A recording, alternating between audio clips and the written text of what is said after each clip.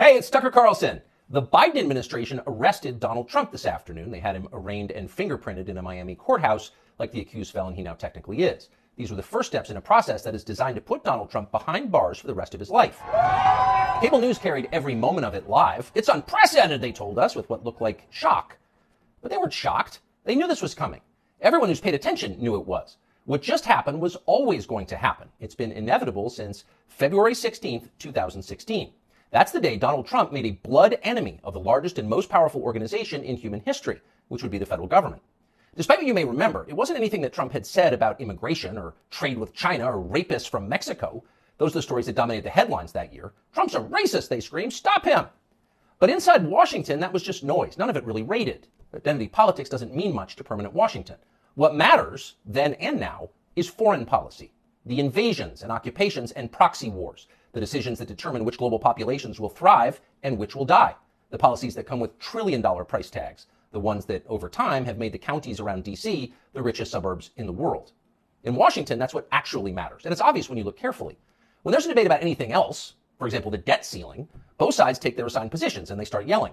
But when Congress decides to start a war, no matter how foolish or counterproductive or obviously disconnected from America's core interests that war may be, when that happens, the leaders of both parties automatically jump behind it like circus clowns.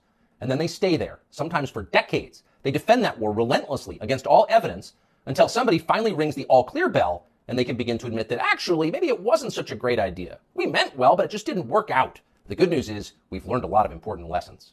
In the end, they usually do say something like that, but only after emotions have cooled and the damning details have begun to fade from collective memory. It's an apology that's not actually an apology, much less repentance, and it's years too late to matter in any case. But until then, that's all you're getting. Until then, no dissent is allowed. That's the first rule of Washington. But somehow Trump didn't bother to follow it. He is from out of town, so maybe he didn't know it was a rule, or maybe he just didn't care. Either way, 7.5 years later, we can point to the precise moment that permanent Washington decided to send Donald Trump to prison. Here it is. It's from the Republican candidates debate in Greenville, South Carolina.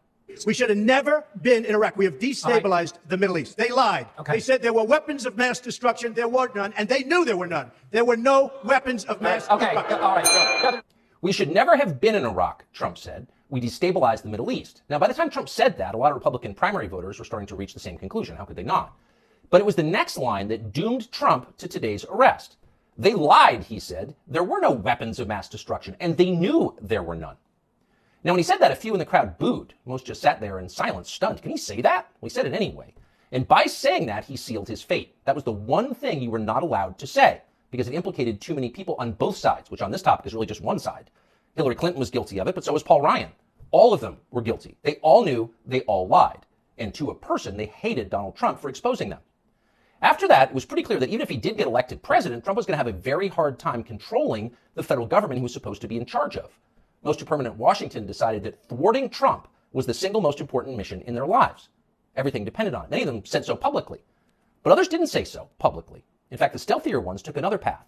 They ran toward Trump, not away from him. They sucked up to him. They ingratiated themselves with the man they intuitively understood was susceptible to flattery, which Trump is. And they did this in order to subvert his new administration from the inside. There were a number of these, and you could spot them immediately. They were flatterers. Invariably, the ones who flattered Trump the most hated him the most and disagreed the most strongly with his views. You saw them in the hallways of the White House and at press conferences. They were there slobbering over their boss with elaborate self-abasement, as if they were addressing a monarch or a god. It was a scene from the Ottoman court. It was filthy and decadent, and it was false. Mike Pence, Nikki Haley, Mike Pompeo, Lindsey Graham in the Congress. They all called Trump a visionary genius up until the moment he lost power. And then they unsheathed their real agenda, as always the neocon war agenda, and they piled on with maximum force. Here's Mike Pompeo, for example, on Fox News this morning. President Trump had classified documents where he shouldn't have had them, and then when given the opportunity to return them, he chose not to do that for whatever reason. When somebody identifies that, you got to turn them in. And so that's inconsistent with protecting America's soldiers, sailors, airmen, and Marines. And if the allegations are true, some of these were pretty serious, important documents. And so that's wrong. May future historians hoping to unlock the mysteries of late Empire Washington study that clip, because it will reveal everything. That very same Mike Pompeo, the one who's sneering at Donald Trump on TV this morning, that guy served Donald Trump as both CIA director and as Secretary of State. Those are the two most powerful jobs in the federal government. And as he worked in those jobs, Pompeo promised, in fact, he swore, to support the president's agenda. Why? Because that's the way a democracy works. You vote for a candidate in the belief that his appointees will carry out the policies that you voted for. It's not about the president, it's about you, the voter. But Pompeo didn't do that. He didn't even try to do that. In fact, he undermined Trump's often stated commitment to peace and non-intervention abroad at every turn. His every waking hour was devoted to fomenting war in some faraway foreign country or other. Iran, Syria, Russia, North Korea, the list goes on. But rather than telling Trump that he disagreed with his ideas, as a man would, Pompeo toadied up to Trump, a man he despised, in the oiliest, most over-the-top way imaginable. Ask anyone who worked in that White House at the time. Who is the appointee most likely to tell Donald Trump on a daily basis that he was handsome, virile, sleek, and powerful? Mike Pompeo. That will be the consensus answer. Those of us who saw firsthand Pompeo's relentless kowtowing will never forget it. It was indelibly repulsive. No one with self-respect could do something like that. But Mike Pompeo did it effortlessly, with relish and verve. Now, this same person is telling Fox News viewers that he fears for the safety of our military, our soldiers, sailors, airmen, and Marines, in the approved phrase, because Donald Trump took some classified documents home and didn't immediately return them to the National Archives? What a lie that is. Mike Pompeo knows that's a lie. He spent his entire life in Washington. Washington is a city where internal memos about Labor Day are classified because everything is classified. Your government has classified more than 1 billion federal documents, most of them boring and pointless and a danger to no one, and locked them away in secret where you can't see them because you may be an American citizen, but not really, and therefore you don't have the necessary clearances to know what's going on. And by the way, none of this is done in order to make America safer, any more than COVID restrictions were designed to keep you healthy. No, it's a caste system. That's the point. And you're the untouchable in this hierarchy. Mike Pompeo knows that. Everybody who works in Washington knows that. How many secret documents do you think Dick Cheney took home with him while he was running the Iraq War? How many did his wife read? She never had a clearance. We'll never know the answer because there is no chance Dick Cheney will ever be investigated or staffers will be told to wear wires in his presence. He'll never be indicted for this. Of course not. Dick Cheney is a neocon. Donald Trump is not. Dick Cheney supports war with Russia. Trump does not. That's the difference. The rest is just a distraction. The prosecution of Donald Trump is transparently political. He's literally Joe Biden's main political opponent. He's polling over 60% among Republican voters right now.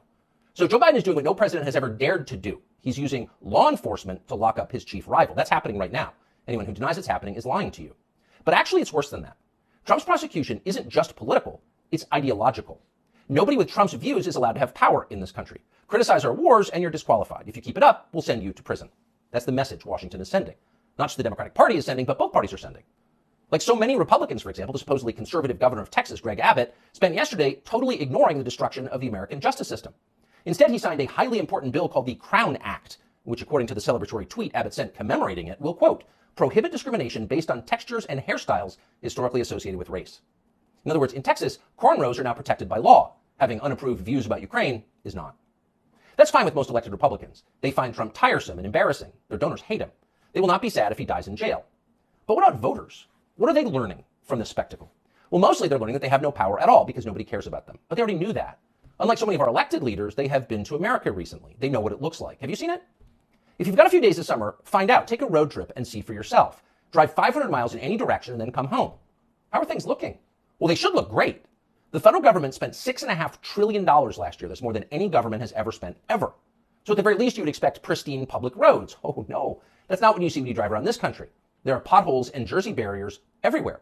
Looks like Tegucigalpa before the Chinese decided to rebuild the infrastructure of Honduras. We don't have China buying our roads.